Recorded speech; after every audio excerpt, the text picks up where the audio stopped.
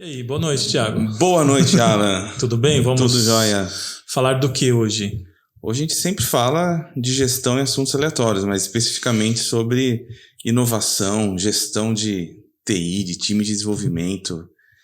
Perfeito. E aí, para enriquecer o nosso assunto aqui, a gente trouxe a Aline Borges, que é a pessoa de inovação aqui na cidade de Pompeia.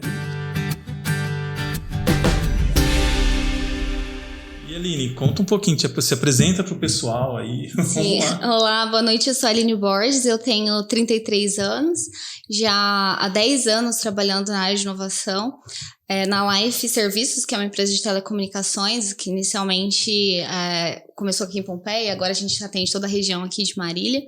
Então, eu entrei na área de tecnologia quando comecei a ter as primeiras experiências com 10 anos de idade, lá nos cursos da Expand Informática. Essa motivação surgiu, meu pai trabalhava já numa empresa bastante inovadora para a época, que imprimia de laboratórios e precisava imprimir os resultados dos exames que iam para uma central em Belo Horizonte. Naquela época ninguém tinha computador, então você é de fora, você é de lá de... Não, você é daqui. É daqui, exatamente. Ele atende a região aqui. Entendi. No interior, e ele tinha que montar um escritório e ter um computador para fazer a impressão desses resultados, já conectado à internet, na época da internet de escada. Ele falou: Aline, não tenho nenhuma familiaridade com isso, você que vai ser a minha secretária aqui. Uma estagiária na faixa. Exatamente. Te pago em chiclete, bala. Isso. Então, comecei a fazer esses cursos aqui em Pompeia. Eu sempre morei em Oriente, então vim aqui para Pompeia, estudava na Expand, fiz todos os cursos. Só um detalhe aqui, o Ian tá celebrando aqui, né? Porque ele é de Oriente também. Oriente para o mundo. Que legal. Oriente, né? A capital regional da criatividade e da inovação aqui da Alta Paulista, Oriente. Show.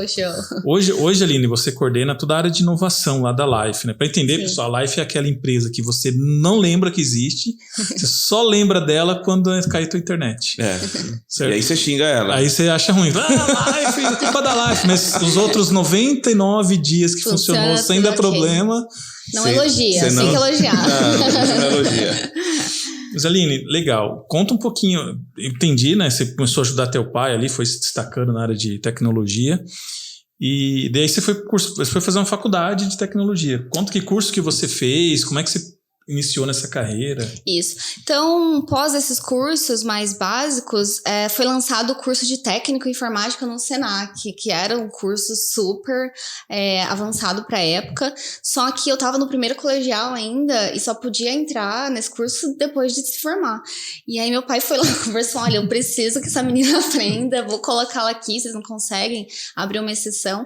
E eu entrei nesse curso de técnico em informática, na época só tinha eu de mulher, eram assim os donos das empresas que faziam serviços de computador, formatação, participavam desse curso. Então, gostei bastante da área, então finalizei esse curso de técnico em informática e no ano de 2016, meu pai conseguiu entender de tecnologia ali finalmente para conduzir o trabalho que ele precisava, e eu já tinha terminado o colegial e precisava entrar no mercado de trabalho. Então ele conversou com o Alair, pegou o Alair no posto de gasolina, o Alair que é o sócio fundador da Life.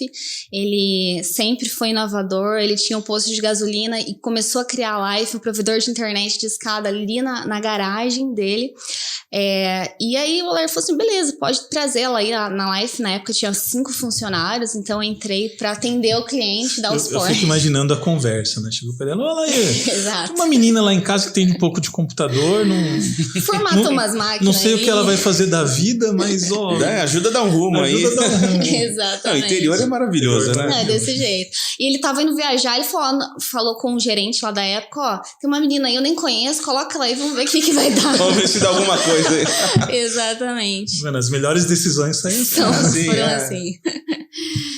E aí comecei na Life, na parte de suporte, e depois fui fazendo algumas outras faculdades, né? Tecnologia da informação, redes de computadores. Peraí, tá muito acelerado. O que é um suporte da Life? Você ficava no suporte nível 1 para o cliente ou como que nível 1, atendendo o telefone, clientes com problemas de internet na época. Então a gente estava bem na transição da internet de escada para a internet 2.4, que já era o UOL. Estamos inovando bastante. Então era Você nesse conseguia suporte. baixar uma foto, né? Exato. Exato, exatamente. Então, ficava ali presencial também, os clientes que iam buscar boleto. Então, era esse atendimento nível 1 mesmo, bem básico. Nunca tinha estado no mercado de trabalho, então foi meu primeiro contato. Mas é fantástico. Eu acho que todo mundo que mexe com tecnologia precisa mesmo estar atendendo o cliente. Porque é aí que ele vai entender como que funciona o negócio, né? Porque às vezes a gente brinca, o cliente nem colocou a máquina na tomada, ou sei lá, ou muitas vezes... a fonte.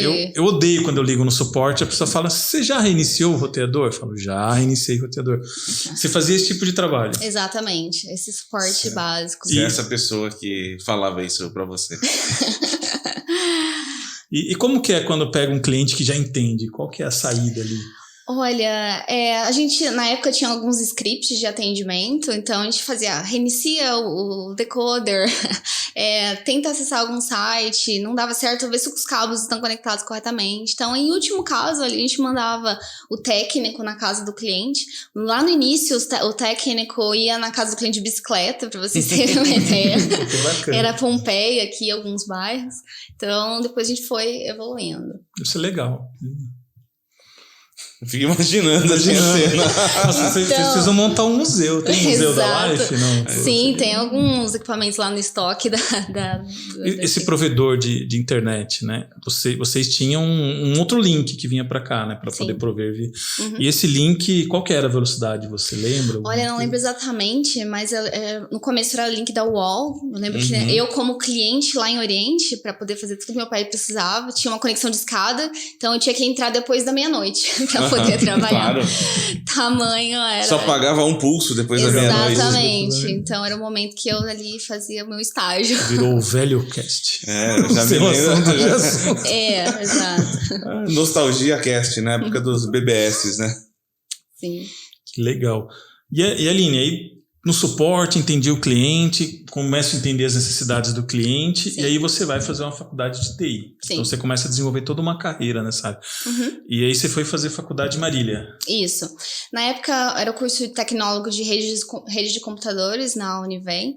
Então, vem daquela coisa mais técnica, que aí abrange um pouco da gestão também, de TI, começa a entrar em programação, em outras frentes. Então, a gente acabei entrando nesse meio, eu gostei bastante.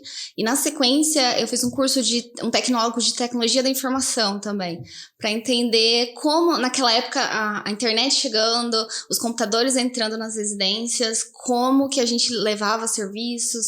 Então, foi uma área que e realmente... tudo isso, trabalhando e estudando. Então, trabalhando, você estava estudando. vendo, quer dizer, você fez o técnico em processamento de dados, não, como que era? O técnico informática do Senac. Técnico informática do Senac, depois você fez... O tecnólogo em redes da Univem. Que é bem a parte de infra, né? Exato, exatamente. Infra, configurar roteador. Configurar lá, roteador, CPP. E você fez o outro... Tecnólogo em... Dois tecnólogos. Tecnologia da informação, exatamente. Tecnologia da informação. Isso. Pela Univem também. Na Unisul. Na Unisul. Exatamente. E isso você tinha quantos anos? Desculpa. Olha, eu entrei na Life, eu tinha 16 anos. Que legal. Então, quando você entrou na faculdade, você já sabia limpar o cabo. Ah, com certeza. Tá bom.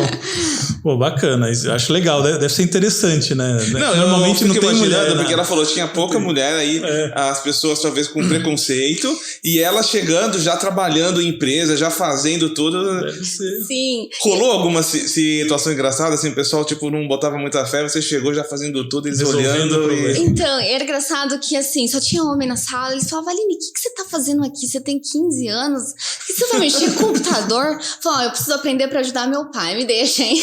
E aí, mas eles me ajudaram bastante, sabe? Um pessoal que até hoje eu tenho contato, que estudou lá atrás. Mas, assim, foi super tranquilo, não tive grandes problemas. Então, a gente formei amigos lá nesse primeiro curso mesmo. E na faculdade você já chegou manjando, né? Sabendo. Ah, sim, a gente já entra, porque tava trabalhando justamente na área ali. Né? Exato. E muitos dos colegas não, né? Provavelmente chegaram bem mais cruz, né? Exatamente. Foi um diferencial mesmo, né? Vai construindo a carreira dele. O teu pai foi um visionário. Foi.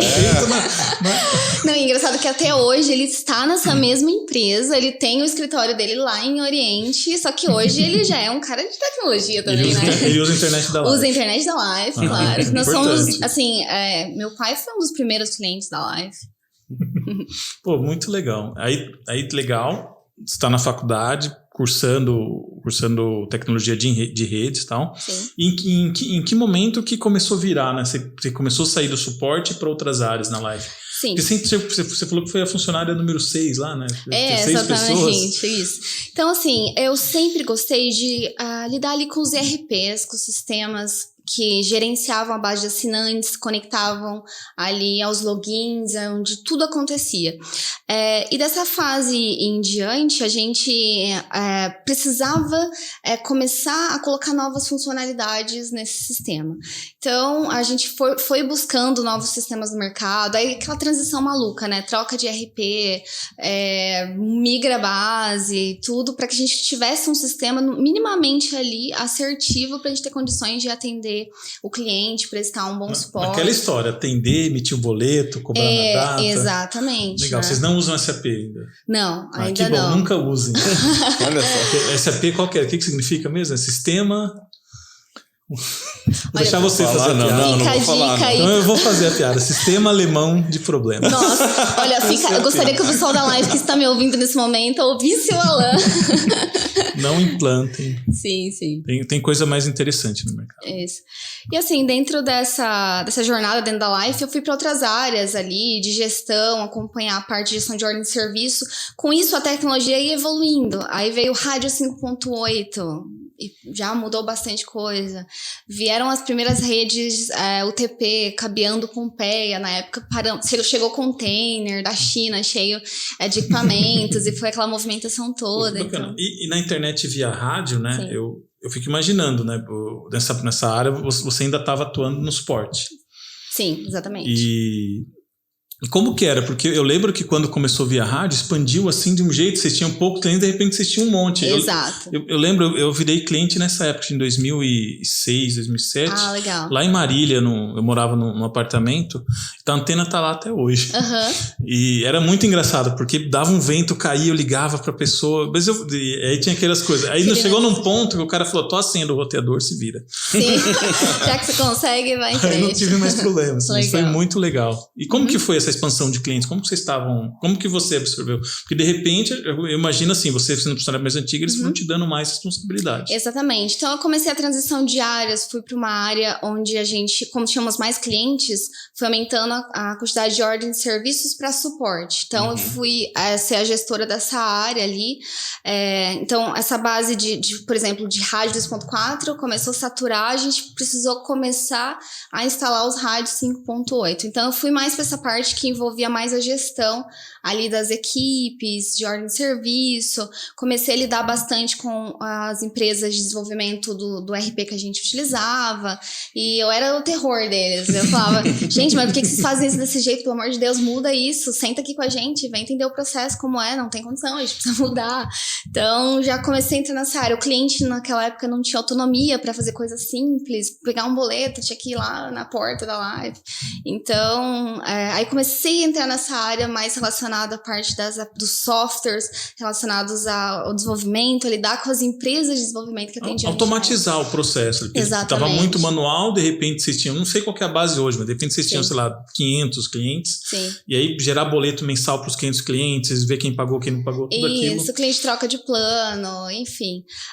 E nessa transição aí foi ali entrando mais ou menos em 2010, veio a TV, a gente viu que era uma necessidade do mercado ter uma operação de TV para a gente conseguir captar mais clientes, porque tinha a época de Sky, então, que tinha bastante cliente na época, então as grandes operadoras já tinham, então era difícil você trazer um cliente da NET, por exemplo, porque ele tinha TV. Porque era a história do quadruplo play lá. Exatamente. Então, ele retinha o cliente, você não conseguia vender o dado, né, o acesso, porque vinha no pacote. Exatamente. Então, assim, o Oswaldo, que é o nosso diretor hoje de operações, sempre sempre também muito visionário, ele junto com a Lair, falou assim, vamos ter que montar um redend, mas vai ter que ser um redend IPTV. E quase... Explica o que é um redend aí, vai ter muita então, gente. um redend... Um glossário. Exato. Um redend IPTV é todo um parque tecnológico de antenas, aquelas que a gente vê ali na TV, em algumas operadoras, onde a gente recebe os sinais de satélite das programadoras de TV, como Discovery, Globosat, HBO. Então, a gente recebe esses sinais numa infraestrutura ali local, em Marília, existe até hoje, e a gente passa a enviar esses canais pela rede IP realmente. Então, existe um equipamento que a gente chama de receptor IP na casa do cliente para esse canal chegar até lá. Então, na época, isso foi totalmente disruptivo. Entendi. Porque ninguém Vocês já nasceram IP, né? Porque eu lembro que na época tinha TV a cabo em Marília que era totalmente analógica. Exatamente. Exatamente. Legal. Então, aí começamos a construção desse redend, trazer tecnologias de fora. Não tinha nada no Brasil naquela época de equipamentos, então tudo teve que ser trazido de fora. Eu entrei nesse projeto para ficar com a parte da aplicação que a gente chama de middleware IPTV, que é onde a gente parametriza todos os canais, todos os clientes, onde todos os dispositivos se conectam. Então, foi minha primeira interação com uma plataforma já de grande porte, uma plataforma americana. Até que no começo houve um desenvolvimento no Brasil, junto com um antigo parceiro, mas depois nós migramos para plataformas americanas para poder atuar. Então, participei dessa parte que foi muito legal. E na época, assim, a TV IP, a qualidade era muito superior ao analógico. Então, a gente conseguiu trazer esse serviço já para os assinantes. Pô, que bacana. E como que a tua formação te ajudou nisso? Porque você... Não sei quanto tempo, mas você estava fazendo da faculdade lá de redes. Sim, eu já estava nessa altura na faculdade de tecnologia da informação, e aí eu comecei a sentir um pouco de necessidade de ter um conhecimento relacionado à gestão. Então, eu estava implementando um projeto de uma implantação de um software que ia ter um crescimento grande ali na nossa rede, e eu não tinha muito essa parte da gestão desses projetos em si. Então, eu entrei na Fundação Getúlio Vargas e na minha primeira MBA de gestão de projetos. Então, eu também, no mesmo tempo que eu estudava, eu implantava um projeto junto com os engenheiros, com a equipe que ia ali em campo. Os teus trabalhos de conclusão de curso devem ser tudo prático. Claro, era TV, assim, o primeiro de gestão de projetos foi TV e tirei nota 10. Porque foi bem tranquilo, era ao mesmo tempo. Deve ser aquilo, todos os alunos apresentando o slide, ela, não, tá aqui, ó. Acesso aí, ó. Exatamente. Pô, fantástico. Exatamente. E Aline, eu vejo que você tem uma característica muito importante. Hoje a gente não vê mais isso nos jovens, né? Que é aquele aprender a aprender. Você ainda não saiu da faculdade, pelo jeito. Você acabou de falar, eu fiz esse MBA e esse agora eu tô na FIA. Conta um pouquinho, como é que isso foi na tua vida, né? Em que momento você, assim, desde pequena, que sempre tá estudando, sempre tá aprendendo alguma coisa? Sim. Eu sempre gostei muito de ler, desde pequena. Eu ia na biblioteca, pegava 3 livros, lia na semana, não saía muito pra rua, ficava mais dentro de casa. E aí, entrei na área de tecnologia e, geralmente, assim, na época, as profissões eram assim, ó, você é advogado, você é médico, você é veterinário. Ninguém falava você da área de TI. Então, eu quis o destino que eu entrasse nesse segmento, eu gostei bastante.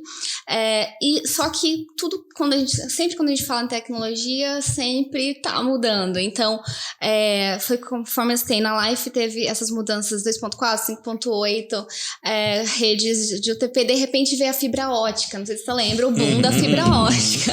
Aí a velocidade limitada, nossa! Exatamente, aquela coisa toda. E se a gente não estiver estudando, não dá para acompanhar. Então, isso vale muito mais para os tempos atuais. Eu citei que eu fiz a MBA em gestão de projetos e anos depois veio a questão de gestão de projetos ágeis, onde falaram que a gente não tem um escopo fechado. Como assim a gente não tem um escopo fechado mais? Então, não tem como. Se a gente não se manter atualizado, não dá para acompanhar. E como que foi quebrar essa barreira? Você estava lá, fez a gestão de projeto, PMBOK, cronograma, escopo, sim, tudo aquilo, custo. Como é que chama? Project Charter. Exato. Gantt, Gantt, é isso. E de repente você foi agora já... Porque eu acredito que você deve ter implementado um processo de gestão de projeto tradicional. Sim. E de repente, chegou no outro dia, fala, a Aline acordou virada hoje, agora ela vai implementar um projeto de Agile. Exato. Então, assim, eu passei por um projeto bem marcante, que eu acho que poucas empresas às vezes se atrevem a fazer isso na existência, que é mudar de ERP. Nossa. Então, quando a gente já estava num patamar bem elevado de base de isso equivale, assim, àquela pessoa que reformou uma casa, né? Nossa. Aquilo que você faz uma vez na vida e depois você Nem nunca... reformar, aquele cara que tá reformando na fundação da casa. Você compra Exato. Precisa trocar fiação, precisa trocar encanamento, precisa trocar tudo com você morando na casa. Isso, exatamente. Então, foi aquela coisa. A gente olhava pro futuro e falava, pra gente fazer qualquer tipo de inovação, novas tecnologias, se a gente não trocar o coração aqui, a gente não sai do lugar. Então, falamos, vamos ter que enfrentar isso.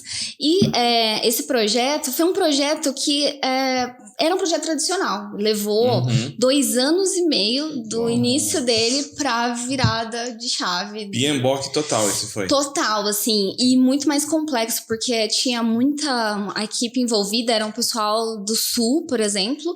A gente usa sistema de projeto que não dá pra todo mundo ter usuário, então, que ficaria caro. Então, a gente começou a gerenciar isso por Excel, reuniões diárias, reuniões semanais ali de andamento, mostrando para os gestores o status atual, integrando porque lembrando que nessa altura a gente já estava com internet ali, né? Não era uma operação pequena, não, já era... TV, com duas plataformas principais integradas, telefonia. Várias cidades. Então, tudo aquilo.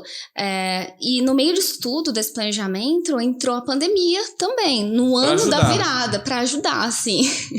Mas, assim, esse foi um ponto bastante marcante, porque foi acho que o maior desafio nosso até agora.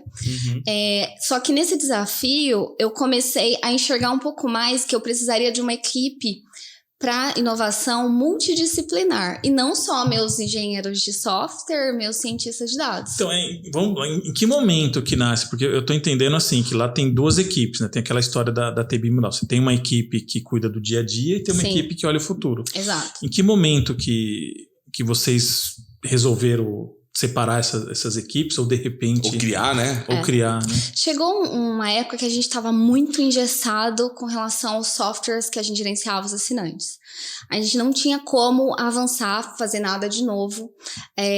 A gente já olhava para o futuro, enxergava que vinha aí, por exemplo, a TV, a telefonia, e que a gente não teria condições de ter essas aplicações no cenário atual. Então, o Alair e o Oswaldo falaram, a gente tem que designar alguém para só ver isso. Então, olharam para mim e falaram, Aline, é você. Aí eu falei, beleza. A área, no começo, o nome dela era desenvolvimento. Porque eu lidava com as equipes de desenvolvimento dos sistemas que a gente tinha, e eu trouxe um menino que era estagiário do suporte nível básico, que estava fazendo análise, desenvolvimento de sistemas, e queria trabalhar com programação. Falei, vem comigo, então. Vamos fazer o nosso site, o nosso portal, já que a gente vai começar por aí? Então, foi eu e mais um. E eu olhava pro Alair e falava, Alair, será que eu vou ter o que fazer aqui? Porque, será que é isso mesmo? Então, assim, aos poucos a gente foi enxergando. Então, a diretoria foi dando o direcionamento aonde eles enxergavam que a gente precisaria chegar. E aí a gente foi estruturando a equipe, desenvolvemos nosso próprio site, até hoje a gente cuida disso. Decidimos fazer essa migração de RP, que era essencial. Eu digo que inovar não é confortável. Às vezes a gente tem que tomar decisões críticas. Às vezes é difícil a gente chegar lá para a equipe e falar, gente, o sistema que a gente está aqui há 12 anos, a gente vai ter que virar ele. Então, envolve todo tipo de problema relacionado a isso, tecnológico, resistência. Mas foi esse momento, a gente precisava inovar mais, levar novas soluções, integrar novas soluções, mas a gente não tinha condições tecnológicas de fazer isso. Então, resolvemos colocar esse time direcionado, olhando um pouco mais para o futuro e também nas melhorias internas da operação mãe. E como que foi gerenciar esse monte de conflito, né? Porque deve ter o pessoal da antiga falando, Sim. deixa aí, sempre fiz assim, tá funcionando. Exato, pra que a gente vai mexer com o isso? sistema, ele que vai mexer reage nisso? contra, né? Não, total. Então, foi assim, no mínimo traumático, digamos assim. Teve que ter um planejamento muito apurado de equipes, stakeholders envolvidos, gestão de custos. O tempo, a gente olhava pro tempo daquilo, era uma coisa longa, então muita coisa acontecia no meio do caminho, atrasou várias vezes. Então, mas o lado positivo que eu sempre olho isso tudo foi que eu comecei a perceber que a gente chegava, certa parte do sistema está pronta, vamos juntar a equipe ali e vamos treinar para que eles já conheçam a solução nova. E aí tinha o pessoal que falava que não estava ligando muito, né? Tava ali resistente à mudança. E tinha outras pessoas que ele falava, nossa, que bacana, agora com essa solução nova a gente vai conseguir avançar assim, assim, assim. Aí a pessoa que estava do lado, ela olhava e falava assim, entendeu? Deixa eu te mostrar aqui como é que faz. E eu só olhando de longe, né? Aí, só que a pessoa era, por exemplo, da área de administração, era da área financeira, era contadora, só que ela era proativa, ela tinha aquele perfil de querer a mudança, de querer ensinar, de querer mudar.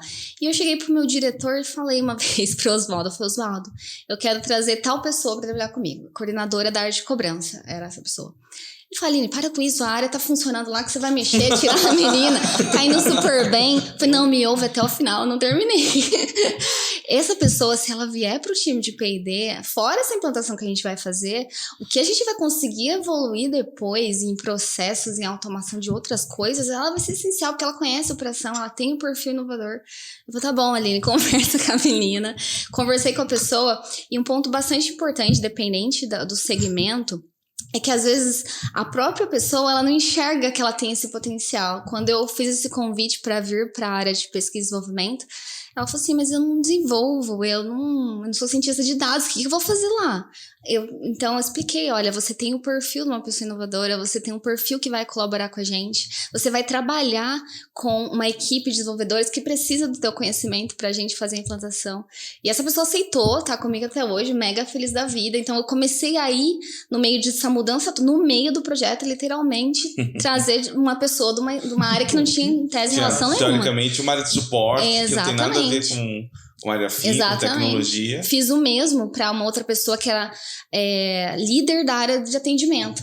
Então, você olhava e falei, vem. Olha, a gente tá vendo aqui um perfil né, da Aline de uma verdadeira caçadora de talentos internos. Exatamente. Dentro da ela e descobria as pedras preciosas que estavam ali escondidas em certos departamentos. Exato. Não tão visados, assim, por assim dizer. Isso, porque a gente sempre acha que, olha, às vezes para montar equipe de inovação, 100% das vezes tem que trazer alguém de fora, não necessariamente. Eu tenho metade da equipe, que são pessoas que vieram realmente já de fora, mas metade delas são de pessoas internas que tinham perfil. Poxa, legal. Qual que é a característica de uma equipe de P&D, então, hoje? Como que você separou? Porque eu tô vendo, você trouxe uma pessoa da contabilidade, Sim. um de suporte, um de atendimento e tal. Sim. Como que você organiza lá a tua equipe? Tá. Qual que é a dica, né, pro cara conseguir? Sim, nós começamos em 2 pessoas e aí eu vi que a gente teria, assim, as pessoas têm habilidades diferentes. Então, tinha algumas que eram mais técnicas, que gostavam só de desenvolver, que você passa aquilo e aí você me deixa trabalhar ali. Então, já as outras que gostam de falar, ensinar, treinar, parametrizar. Então, eu segmentei em 3 frentes, que é a frente hoje de análise e integrações de sistemas, onde eu tenho analistas de sistemas, são essas pessoas multidisciplinares que eu citei de outras formações e também algumas da área de formação de TI. A frente de engenharia de software, onde tem os desenvolvedores mesmo de sistema ali, os engenheiros de software, e a frente de ciência de dados, que foi criada recentemente. É recente. Aí, mas tudo é recente. Você falou recentemente. Não, porque durante a pandemia, foi ontem. Não, exato. Foi 2 semanas atrás. 2020. Fantástico isso, tudo recente mesmo. É isso. E eu fico pensando, né? Você fez lá um curso tradicional de gestão de projeto, legal, desenvolveu a carreira, tudo. Aí arrumou um projeto de 2 anos e meio e agora os teus projetos, em média, tem quanto tempo de duração? Então, tem sprint que é 2 semanas pra entrega. Vocês estão no ágil lá agora. Então, a gente acaba lidando na organização tradicional, às vezes, com projetos tradicionais. Sim. Então, às vezes cai uma demanda, precisamos implantar uma solução X, que aí a gente segue ali o tradicional. Então, a gente trabalha de forma híbrida. Já para principalmente ciência de dados e engenharia de software, a gente já consegue aplicar o ágil. Exato. E na área de inovação, a maioria deve ser do ágil, né? A menos que seja alguma coisa... Exato, exatamente. E só voltando nessa história dessa migração de sistema e tudo mais, isso aconteceu, a data de virada de um projeto de 2 anos e meio, onde do domingo para segunda, uma base gigantesca de assinantes tinha que se desconectar da internet, do telefone, da TV, se reconectar no meio da madrugada e começar a segunda-feira como se nada tivesse acontecido. Não, o tiozinho lá mudando 4 horas da manhã. Exato. Então, assim, nesse último ano, março de 2020. Então foi a resposta. Exato. Março de 2020, pandemia. Minha equipe toda presencial, 100% home office. Falei, meu Deus, vamos ter que migrar um sistema em home office. Caramba. Então, nós tivemos que se reorganizar, assim, da noite pro dia.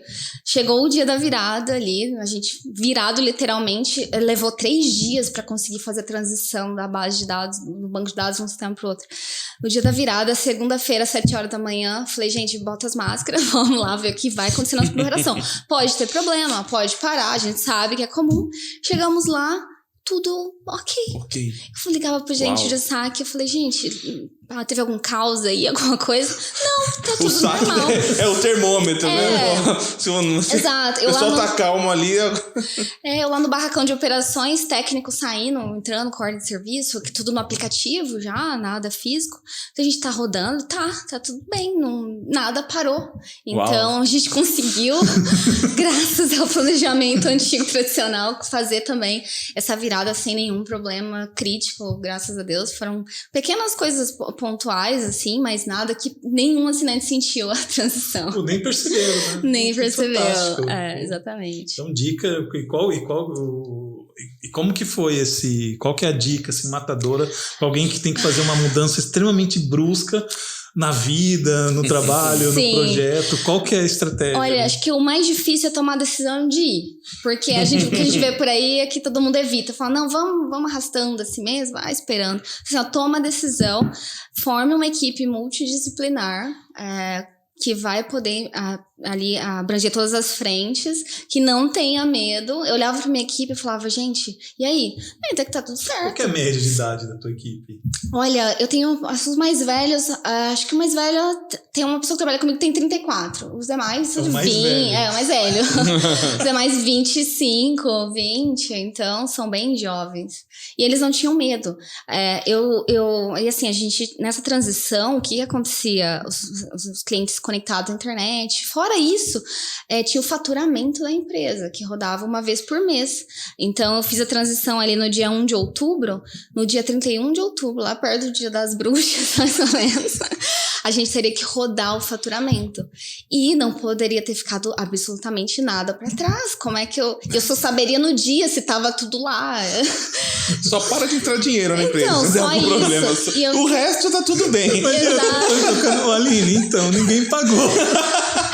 Assim, o cliente, ele tinha que pagar o boleto do sistema antigo no sistema novo, baixar no sistema novo, entrar o dinheiro. Então, assim, foi esses 30 dias também, meu Deus do céu, tá tudo aqui, checando, validando, fazendo simulações. Só que a simulação não dava ali uma margem, porque tinha que esperar o último dia do mês. Então, eu tinha um dia pra saber se ia dar certo ou não. Mas, assim, graças a Deus também deu certo, não ficou nada pra trás. Mas acho que o grande segredo é esse. A gente teve que ter um planejamento muito apurado para um projeto que exigia isso. Não era um projeto que no dia alguma coisa não tinha que estar lá ou ia mudar. Não era um projeto ágil. Muito pelo contrário. Porque o escopo não podia mudar. O escopo era muito fixo, né? Literalmente. No fundo, né, é tudo, né? Porque a pessoa fala, o ágil, né, o tradicional, o escopo é fixo, o tempo e custo é variável. Sim. E no ágil, né, o tempo e o custo é fixo, o escopo é variável. Ali, no caso, o tempo tinha que ser fixo, o custo tinha que ser fixo e o escopo não podia mudar. O escopo Ficou, faturava. Exatamente. Então era tudo tinha que ser fixo, não era 100%, zero margem de flexibilidade. Chega no último dia, vamos fazer um sprint review, porque não ficou muito bom o boleto. Porque se não tem margem de flexibilidade, né? Exatamente, faltou algum... Não pode, não tinha né? como, exatamente. Então... Eu acho que o boleto não é importante. Não, acho que faltou que o cliente não recebeu, não faturou ele. Nossa!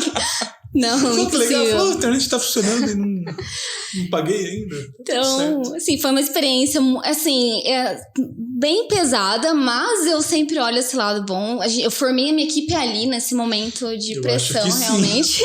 Aí você viu quem tem coragem e quem não tem. Olha o cenário, pandemia global. Sim. Trocando o negócio, trocando remoto. O alicerce do negócio, pessoal remoto, um monte de gente morrendo, loucura, e virando a chave e correndo para dar tudo certo. Exatamente. E deu. Deu certo. Hoje eu falo para eles, pessoal, o que é um projeto ágil aqui, que vai durar 2 semanas perto do que a gente passou. Então, eles já estão bem engajados e a gente está bem preparado pelo que vem pela frente. Eu tô vendo que você construiu ali de uma pessoa, agora acho que são 10 pessoas, 10, né? Somos em 10. No desenvolvimento. E a cultura que você criou, né? Sim.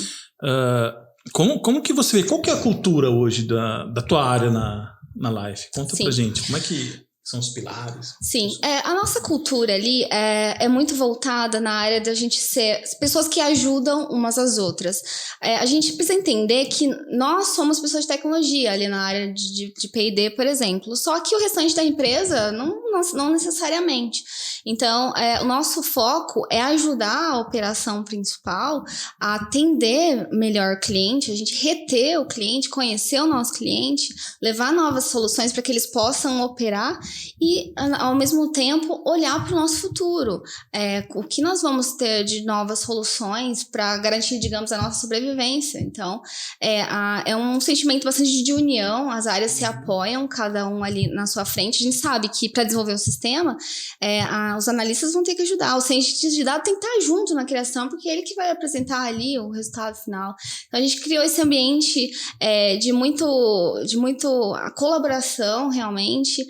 Pessoas, estagiários entram ali com a gente, então eles são ensinados, eles se desenvolvem muito rapidamente, em 6 meses eles estão apresentando projetos. Eu sempre... Esse é um ponto, né, pra terminar aqui, que eu acho que é o próximo. Você falou reter cliente, mas esse momento, atrair, reter e formar pessoas da área de tecnologia, achar pessoas da área de tecnologia, manter esse time jovem ali se desenvolvendo é um grande desafio. Exato. Né? E aí depois eu queria entender como que você faz para achar, porque as empresas estão com dificuldade de achar pessoal de TI, né? Exato. Assim, a primeira coisa que a gente teve que fazer foi realmente separar a área ali. Esses talentos, a gente sempre dá a oportunidade de trazer. Tem vários alunos ou ex-alunos já da fundação aqui do curso de Big Data. Aí, ó, Big Data, momento merchan. Estamos no vestibular... Curso de Big Data, Hilário. Sim, essencial. Hilário, professor Hilário, coordenador do curso, ó, você vai Estão ouvir, de parabéns. vou mandar, ó, quem quiser trabalhar na Life, comece, né, quem tem uma carreira de tecnologia, ó, Big Data no agronegócio. Exato, é um curso superior da FATEC de 3 anos. Sim, forma pessoas excelentes. De tecnologia e inovação, é isso aí. Com certeza, sim. Eu tenho pessoas que passaram. Os detalhes técnicos não importa, depois você vê na emenda, mas é isso. Quer trabalhar com tecnologia e inovação aqui em Pompeia de graça em 3 anos. É verdade, ponto. É importante falar. É isso. O resto você lê no folder. Exato. Então, assim, a maior parte hoje são de lá. A gente deu oportunidades, eles aprenderam com os que já estavam lá. Teve pessoas que passaram pela gente ali do curso de Big Data que hoje estão ali trabalhando para o Boticário, remoto. Então, foi, né? Mas os que ficaram se desenvolveram muito rapidamente, estão com a gente desenvolvendo grandes soluções. O que eu gosto de fazer com a equipe é sempre desafiar eles. Então, a gente fecha a sprint e fala, agora a gente vai apresentar para a diretoria, para os gerentes. E eu não vou apresentar nada, vai ser um estagiário que ali do curso. Mas a Aline, eu falei, não, você vai lá fazer o teu curso. Uma pegadinha que eu faço com eles, eu falo, presta vamos prestar atenção nos vícios de linguagem, pra gente não ficar falando muito né nas apresentações. E aí eu falo, eu vou contar os nés na sua apresentação.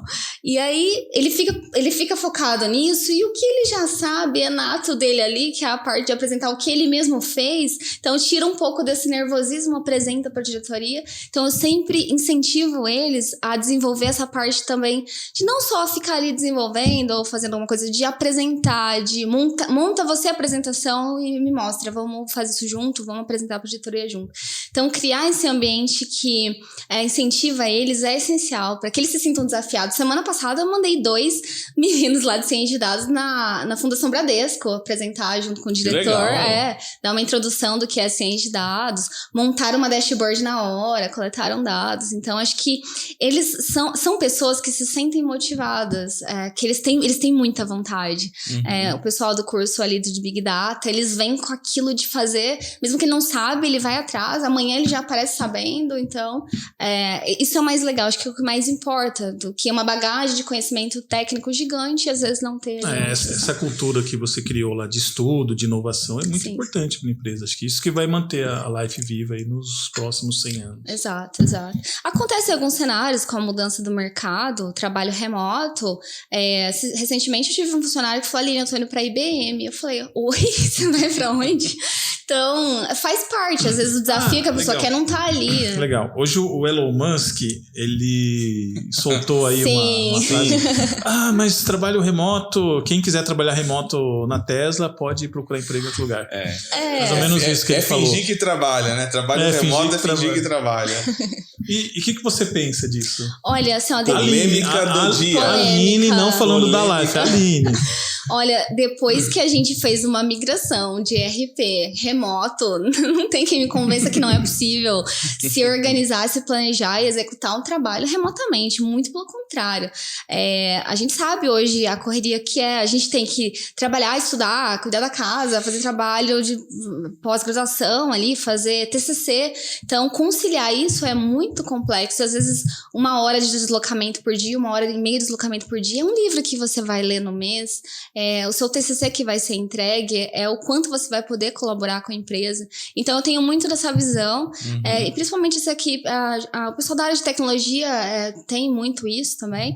E hoje, assim, hoje eles são chamados para trabalhar para os Estados Unidos, ganhar em dólar dentro do quarto deles, para trabalhar para Portugal, ganhar em euro. Então, se a gente não se adaptar realmente, a gente acaba perdendo esses talentos. Mas hoje, aí, isso é a Aline. Sim. E na Life, como que é? Vocês estão híbrido? Como que tá? A gente, o departamento de PD... Curiosidade. Acaba indo mais presencial para reuniões de decisões de projetos que vão ser desenvolvidos ali, ou que a gente precisa sentar numa mesa e discutir esse caminho que a gente tem que tomar. Então, aí a equipe vai presencialmente para essas situações. Mas durante o desempenho ali, do projeto em si, desenvolvimento, totalmente remoto. Então, reuniões remotas. E zero. Majoritariamente remoto. Então, o que existem outras áreas que também estão nesse modelo remoto, mas tem a equipe que ali não é possível, né? Equipe de instalação, equipe de suporte, mas alguns setores da empresa ainda ficam híbrido ou também remoto, mais remoto. Então, a Aline Borges discorda de Elon Musk. Musk, você está errado. Você está errado, converse com a Aline. Ele, assim, eu adoro ele é muito polêmico, ele gosta de criar polêmicas, então... Mas faz parte. Bacana. Então, nessa questão do trabalho remoto, eu ainda não tenho uma opinião muito formada sobre isso. Eu também não. Eu tô meio cético ainda, assim. Eu gosto muito do trabalho remoto, acho que faz sentido. Só que realmente, como você falou, tem momentos que precisa estar lá. Sim. Rabiscar um quadro. Exato. E uma coisa que eu vejo muito na área de desenvolvimento é a perca da cultura, né? Porque tem aquela cultura de se ajudar. O cara, tô com um problema aqui, ele vai pedir ajuda. Fulano, vem cá, senta aqui. E no remoto não tem isso. Muitas vezes fala, vou ligar pro cara, não vou. E fica aquele negócio. Ou liga pro cara, o cara não atende. E como que a gente quebra isso? Você faz algumas integrações remotas, alguma coisa assim? Sim, nós fazemos bastante reuniões, por exemplo, então se a gente está implantando um projeto de ciência de dados, a gente fala diariamente, a gente tem um daily com o cara do SAC, por exemplo. Então ele vai acompanhando ali a evolução com a gente. Se é realmente um ponto que é mais crítico, a gente precisa discutir, aí vamos presencialmente. Então a gente tem essa flexibilidade, mas majoritariamente a gente se sente mais confortável nessa situação. O trabalho, às vezes, por exemplo, se eu tenho uma dúvida, chama o Alan, vem aqui, me ajuda e tal. E eu percebia que nessa época a equipe, assim, não documentava muitas coisas, não registrava, porque, eu perguntei aqui, o cara já me falou, alguém veio aqui, já pediu o que eu tô fazendo, então ficava muita coisa pra trás, sabe? Ali. E no online não, porque tu não tem. Vocês vão ter que ali, digamos, registrar de alguma forma, o pedido, você não pode pedir para subir uma mudança no sistema abrindo a porta do outro, né? Você tem sexta-feira, 6 horas, então, sobe uma versão nova, faz um deploy. Exato. Aí você fecha a porta, né? Exatamente. Vocês fazem deploy de sexta-feira? Jamais. Na quinta tarde já começa nem pensar. Muito bom. Alan, acho que a gente tá ficando velho, hein? Pessoal mais novo é tudo no remoto, viu? E eu converso com eles, gente, e aí, vocês sentem falta do trabalho remoto? Não. Do presencial, perdão, do presencial, não. A gente consegue trabalhar muito melhor dessa forma, lidar com as pessoas muito melhor dessa forma. Bacana. E vocês trouxeram alguma solução para resolver a parte burocrática do trabalho remoto? Hoje eu vejo muitas empresas, vou pro remoto, mas fico morrendo de medo do cara cobrar hora extra, do cara... O que vocês estão fazendo? Ou é muito na confiança? Eu digo, pra gente ter uma equipe, por exemplo, de inovação, uma equipe de P&D, acho que o nível de confiança é como se eu tivesse aquela pessoa como sócio meu numa startup. Então, a pessoa tem que ter essa mentalidade empreendedora. Dor de dono ali. Exatamente. E eles são muito assim. Então, tem toda a parte de registro de ponto eletrônico, normal, assim como as outras áreas que trabalham remotamente. Mas eles são, assim, totalmente autodisciplinados. Às vezes eles falam, Aline, vou atualizar o sistema meia-noite, porque se eu for atualizar às 6 horas, vai atrapalhar o pessoal aqui, vou fazer isso meia-noite 10. Então, vai lá, registra o ponto. Tal. Então, existe realmente essa questão de confiança. Pô, bacana. Eu tenho um amigo que trabalha no Itaú como desenvolvedor C#. Sim. E ele estava me explicando como que está funcionando lá. O Itaú mandou para ele uma máquina fantástica, um computador super bom. Ele liga o computador, ele não consegue fazer nada no computador, abrir nem um browser enquanto ele não registrar o ponto no computador. Entendi. Aí ele registra o ponto. A hora que dá 6 horas, termina o horário dele, o computador desliga. Olha só. Aí ele falou, mas não, tá um absurdo, ele já tá procurando emprego, se não tiver vaga, desenvolvedor C#. Ele falou um absurdo, assim, e a qualquer momento a empresa de TI invade a privacidade, entra na máquina. Pra ver se tá fazendo. Algumas coisas meio absurdas, assim. Meio monitorado. Ele falou, tô me sentindo escravizado aqui em casa. Entendi. E ele tava super empolgado, e tem empresas agindo assim. Acho legal vocês criarem uma cultura diferente. Realmente isso da cultura, da confiança. Acho que essa é a palavra-chave, né? Confiança. Claro que tem, né? Aí os advogados entram com...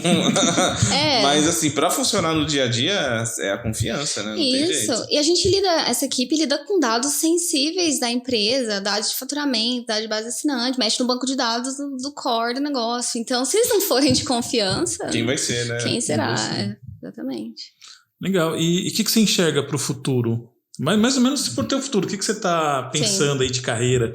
Qual é a próxima? Qual que é a próxima fase? MBA já tá no 15. Não, já foi lá. Depois de 5 MBA, agora eu quero algo mais além. Foi lá. Suporte, aí técnico e tal, foi indo, agora... gerente de inovação, cuida de toda a inovação da empresa, e aí? Elon Musk agora. E aí, exploração espacial, né? Marte, Júpiter. Então, essa área de inovação, assim, ela é realmente muito motivadora. A gente sabe que vem muitas tecnologias disruptivas, a nossa geração tá pegando todas elas praticamente. Obrigado por nossa geração. Não, mas tá fantástico mesmo, né? Eu fico pensando, pela primeira vez na humanidade estão acontecendo as coisas divertidas. Não, e rápido. Imagina o cara lá na Idade Média, o que você fez hoje? Cortei lenha amanhã toda. A gente pegou tudo, surgiu na internet. Surgiu a internet, agora metaverso, criptomoeda. Sem pandemia. Conhecimento se multiplica.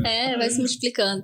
Então, assim, vem muitas tecnologias disruptivas, por exemplo, na área de telecomunicações, a gente vê que nos próximos anos vem o 5G, que vai mudar bastante coisa.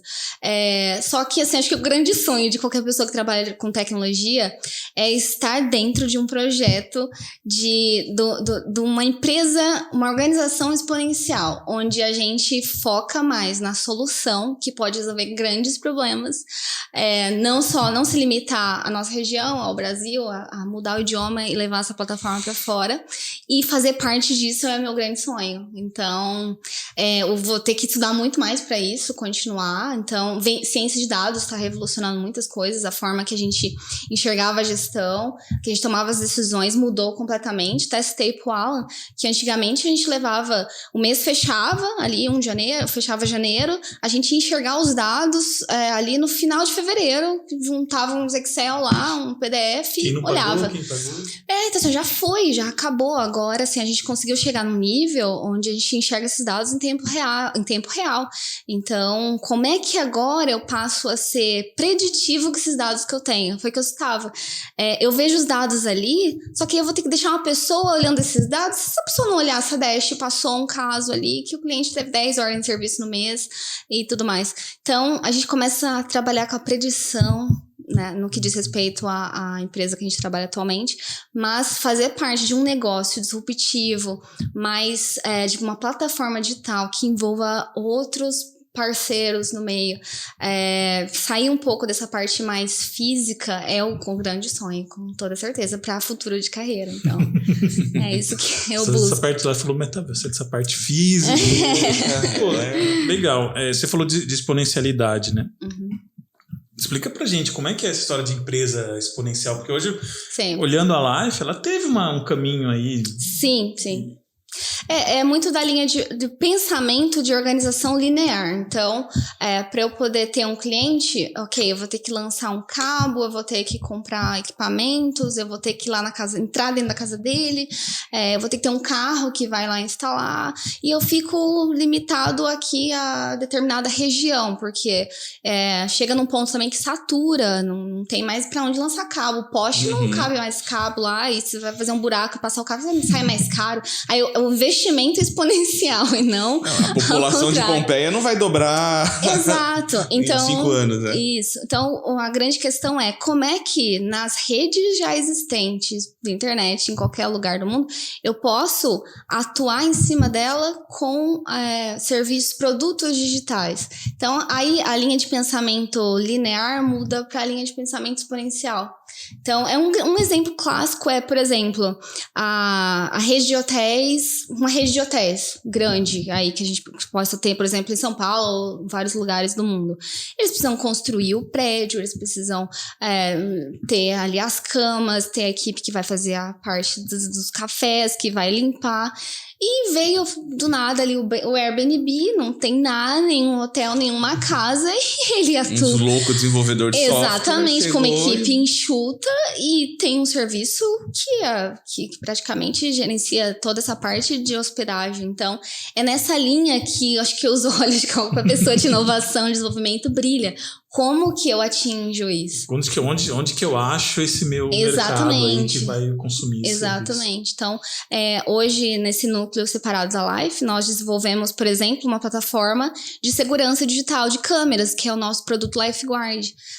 Que ele começa a sair um pouco dessa linha. A gente atualmente ainda instala a câmera, vai no cliente, só que a conexão de internet que está na ponta não importa mais, não precisa ser da Life. Eu não fico mais limitada a essa rede física nossa. Então a gente já começa a entrar num segmento diferente. Legal, muito bom. Legal.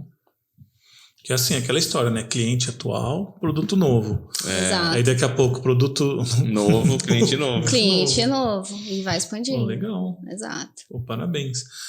Legal. E conta um pouquinho pra gente aí dessa questão do desenvolvimento. Como que é o ciclo de desenvolvimento dentro da Life, a questão de desenvolvimento de software mesmo? Sim, sim. Porque a gente percebeu que tem bastante gente ouvindo o podcast que é na área técnica. Sim, sim. E às vezes tem a curiosidade, né? Pô, será que vocês trabalham com Python, com Java? Sim. Como é que tá essa... Nós chegamos há um tempo atrás pensar em várias linhas de desenvolvimento, de várias plataformas digitais. Mas a gente decidiu pivotar de algumas delas e realmente focar nessa solução que é atual, que é o LifeGuard. Então, é uma plataforma em JavaScript, onde a gente desenvolveu uma solução de gravação. Então, hoje chega o stream no nosso servidor, ali das câmeras, seja via RTMP, RTSP, esses protocolos que as câmeras trabalham hoje. Existe um back-end por trás de gestão, onde a gente configura esses clientes, o pacote que ele vai ter de câmeras, quantas câmeras, quantos celulares vão poder ter acesso no aplicativo e visualizar essas câmeras. Então, o cliente ali, ele monitora, ele vê as câmeras dele e consegue voltar na gravação, ali já rapidamente desliza o dedo na linha do tempo, volta no horário, assiste a gravação. Tudo isso na nuvem da Life. Tudo isso na nuvem. Vocês estão usando uma nuvem de terceiro? Não, tudo isso na nuvem da Life. Exatamente. Então, não tem mais aquele DVR local, um equipamento dentro da casa em algum lugar lá que fica gravando e aí o negócio para de funcionar e não tem quem vai dar o suporte. Então, a gente focou o desenvolvimento nessa linha. E também na parte mais interna nossa de portal da Life, dos serviços. Entendi. E você está falando, você está apaixonada aí, falando com ciências de dados. Nossa, então... Sim. E vocês estão olhando a área de inteligência artificial também? Totalmente. Porque com imagem, eu já pensei um monte de coisa aqui. Falei, exatamente. Dá para pegar e identificar bandido, fazer o que precisar. Exatamente. Então, assim, essas câmeras hoje já têm recurso de, por exemplo, só gravar quando houver movimento. Porque senão você fica gravando uma imagem estática, ele está consumindo espaço, um disco, enfim. Então, existe essa possibilidade de só gravar quando tiver movimento. Por exemplo, identificar um movimento estranho num determinado período do dia que você parametrizou que não poderia ter e notificar e dar alertas. Montar dashboards, as informações do cliente ali, qual horário tem mais movimento, tá pra gente gerencialmente, quantos dias realmente faz sentido gravar. Então, tem que ter integração total com ciência de dados. Então, a nossa visão é justamente voltada para isso. Otimizar esse serviço visando o topo da pirâmide, que é o IA, né? Pô, que legal. E hoje vocês têm muitos dados lá. E como que funciona? Vocês coletam desde do cara que está assistindo alguma coisa, agora eu estou assistindo futebol. Vocês com consentimento, claro, do usuário, mas vocês analisam esses dados? Vocês estão trabalhando em cima disso? Sim, algumas informações são geradas, como ali as autenticações IP, quem foi o usuário que em determinado momento autenticou. Então, isso a gente precisa ter para questões aí, se houver um crime cometido por 5 anos, a gente tem que saber informar quem foi o cliente que utilizou aquilo. Relacionado à TV, existe alguma parte de gestão de falar quais canais mais o cliente ali movimentou, então a parte mais analítica, mas assim, o foco nosso agora está sendo mais ali voltado na questão do comportamento do cliente relacionado à insatisfação, que é o que acaba pegando como uma dor principal. Por que ele cancela com a gente? O que acontece? O que leva ele a cancelar? O que leva ele a ficar insatisfeito e numa rede social? Às vezes ele não vai responder, por mais que você pergunte. Exatamente. Você quer fazer uma predição, tipo, quando o cliente começa a ter esse comportamento, esse cliente vai cancelar daqui a um mês. Então vamos ir lá e tentar fazer alguma coisa. Eu tô vendo que vocês têm o livro ali, O Poder do Hábito, eu já li ele. E ali fala tem um trecho que eu acho espetacular para ciência de dados, principalmente, que o Walmart, eles precisavam descobrir, o pessoal que mais gasta ali no mercado é o pessoal que tem filhos. Então eles queriam saber as mulheres que estavam grávidas para começar a mandar cupom ali discretamente de produtos. Então, assim, tinha grandes empresas ali como a Johnson & Johnson, Disney, que lá na maternidade entregava o kit, cupom de desconto lá, e a mãe acabava ficando com aquele fornecedor ali, com aquele serviço. E aí eles falam assim, como eu descubro antes dela ficar, antes dela ter o bebê, como é que eu descubro isso antes?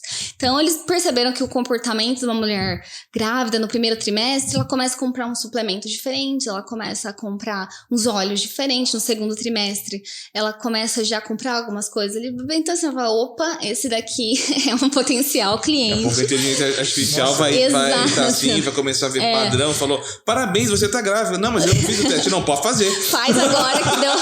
Pode fazer. Exato.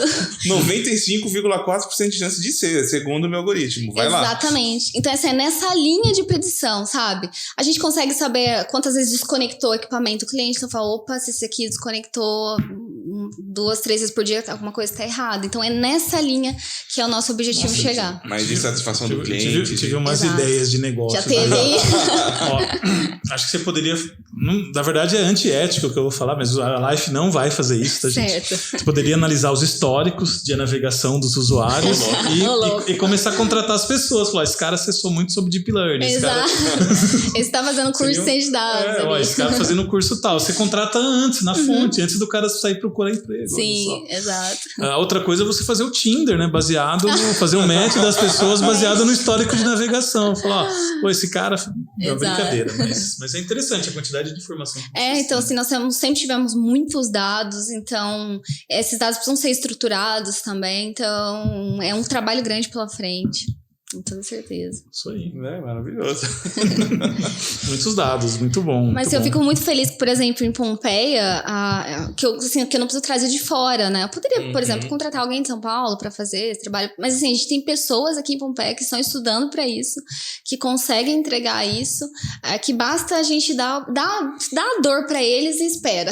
Para você ver como... e dar o direcionamento que a gente chega ali, consegue chegar nessa fase mais avançada. Muito legal. É Pompeia, cidade diferenciada, né? Pompeia, Oriente também, né? Oriente também. Pompeia, Oriente aqui são regiões. E, de fato, a gente tem feito aqui o podcast até agora só com pessoas aqui.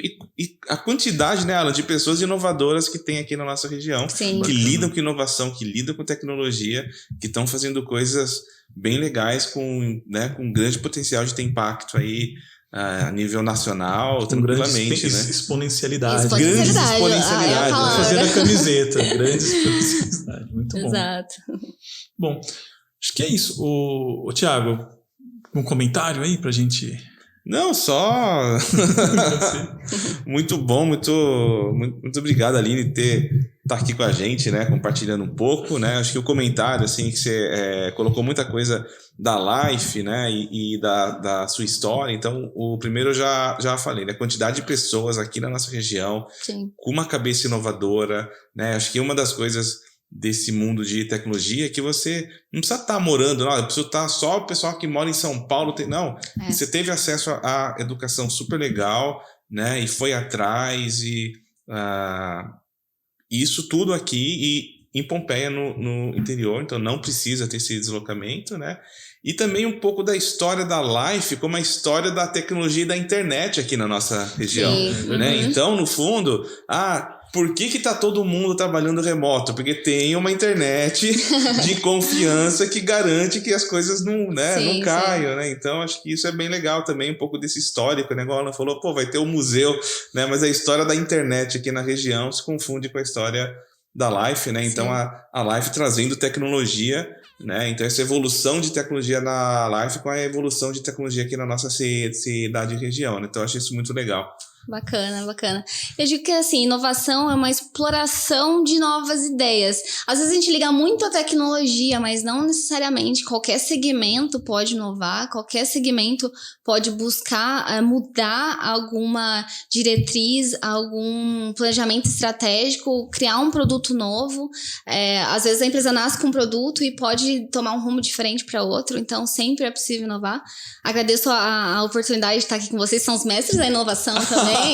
Então, que eu tenho acompanhado há bastante tempo, participei do programa DTX com o Thiago, acompanho o Alan ali no LinkedIn. Então, eu fico muito feliz em saber que, assim, aqui no interior de São Paulo, a gente tem um núcleo tão avançado já de pessoas que podem inovar e podem ajudar outras empresas. Então, se também alguém quiser ali visitar a gente, visitar o nosso Redende de TV. Opa, quem quiser trabalhar na Life. Trabalhar na Live. Ali, né? Eu sei que vocês vão pegar direto ali no Store, mas Eu já vou direto ali na FATEC. Né? Mas conta pra gente. Além de passar no vestibular da FATEC. Vocês estão com muitas vagas abertas? Como que tá hoje? Sim, no momento a gente já tem ali um roadmap. Os nossos roadmaps não são tão longos, então eu sempre fecho para 3 meses, até porque não dá para ter uma visão muito distante disso. Então sempre, pelo menos umas 2 vezes no semestre, a gente abre vaga para as áreas de ciência de dados, engenharia de software, estágio também a gente tem contratado e a gente avança com essas pessoas, depois efetiva. Então sempre tem essas oportunidades, a gente compartilha no LinkedIn, compartilha nas redes sociais, sempre que necessário. Muito bom. E aonde que são as suas redes sociais para a pessoa encontrar, mandar o currículo, perguntar, Aline, mas minha internet caiu, e agora? Tô lá no LinkedIn, Aline Borges, que eu acho que depois vai estar linkado aqui também no podcast. Tô lá no Instagram também, Aline Borges da Dami. E é isso aí. Muito bom. Tem uma promoção, quem migrar do concorrente pra lá ganha um direito de participar do podcast. Exato, exatamente. Aí eu não sei como o Thiago vai fazer. Não, essa parte eu terceirizo pro Ian. O Ian vai resolver essa parte técnica com o Ian. Então tá bom. Perfeito. Eu queria só comentar, agradecer, Aline, foi muito bacana. Acho que está sendo muito bacana. Sim. Eu acho bacana quando a gente vê essa história que santo de casa faz milagre, né? Porque eu vejo muito aqui na região, tem empresas, eu vou trazer um modelo, consultoria, não sei de onde. E quando eu vejo assim, eu olho para dentro da Life e falo, vocês estão construindo ali desde quando era 2 pessoas e foi indo. E agora eu não sei quantos funcionários tem, mas para mim já virou uma empresa gigantesca. Na região aqui é o maior provedor de internet que a gente tem por aqui. Sim. E isso é graças aos talentos daqui. Exatamente, 100% daqui. Perfeito. E ao longo do tempo a gente vai entendendo, né? Vai encontrando. Às vezes para inovar tem que ter um investimento de alguma forma. Então, conforme a gente vai avançando, vê que existem alguns incentivos governamentais que a gente começa a aplicar ali. Então, grandes faculdades aqui na nossa região, programas de estágio. Eu vejo que vocês dão muita oportunidade. Pega o programador daqui, vai participar de um evento lá em Santa Catarina. Vai lá pro TDC, vai pra Kikon. Sim. Acho que isso que é fantástico. Sempre que surge algum convite de falar alguma coisa, a gente vai. Mas eu tenho medo, vai mesmo assim. É isso aí. Depois você escolhe um lá que tá mais tímido. Exatamente, pode deixar. A gente espreme ele aqui. Isso aí. Então tá bom. Eu sou Alan Siriani, eu tô nas redes sociais com Alan Siriani em qualquer lugar. E Thiago Goulart, também no Instagram, Thiago Goulart _oficial e Thiago Goulart no LinkedIn também, são as 2 redes principais.